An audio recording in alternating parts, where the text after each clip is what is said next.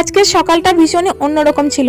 আজ আমার মামার বাড়িতে শেষ দিন। কিছুদিন আগে আমি, মা, আব্বু গেছিলাম আমার মামার বাড়িতে। মূলত আমরা গেছিলাম কিন্তু আমার দিদির শ্বশুর বাড়িতে। মানে তোমরা অনেকেই জানো আমার দিদির শ্বশুর বাড়ি আর আমার মামার বাড়ি একই গ্রামে। কিছুদিন আগে নিহানের শরীরটা ভীষণই খারাপ ছিল, তাই নিহানকে দেখতে আমরা গেছিলাম। তবে ওই যে প্রথমেই বললাম আমার দিদির শ্বশুর বাড়ি আর আমার মামার বাড়ি যেহেতু একই গ্রামে একই পাড়ায়, তাই আমাদের সারাদিনের যাতায়াত কিন্তু চলতোই। বেশ কিছুদিন ছিলাম আমরা মামার বাড়ি আর দিদির বাড়ি। তবে আজ ছিল আমাদের বাড়ি ফেরার দিন। সকাল থেকে মনটা ভীষণই খারাপ ছিল, যেহেতু আজ বাড়ি চলে আসবো। জানো তো আগে না এতটা মন খারাপ হতো না, এখন তো নিহান আছে, নিহানের জন্য একটু বেশি মন খারাপ হয় ওকে ছেড়ে আসতে। তবে যাই হোক, মন খারাপ করে আর কি হবে, আমরা যেখানেই যাই না কেন বাড়ি তো ফিরতেই হবে, তাই না? তাই সকাল সকাল ভাইকে ঘুম থেকে তুলে একদম সরাসরি নিয়ে চলে এলাম আম গাছতলায় আম পাড়তে। প্রথমে যে গাছের আম পাড়লাম সে গাছের আম ভীষণই মিষ্টি, মানে এক কথায় বলা যায় কাঁচা মিঠা। আর এখন যাচ্ছি পুকুর পাড়ে টক গাছের আম পাড়তে। এই পুকুর পাড়ের কথা নতুন করে আর কি বলবো, তোমরা এর আগের অনেক ভিডিওতেই দেখেছো এই পুকুর পাড়ে বসে আম মাখা করেছি, এই পুকুরে এসে মাছ ধরেছি। জানো তো এই পুকুর পাড়েও না প্রচুর আম গাছ আছে,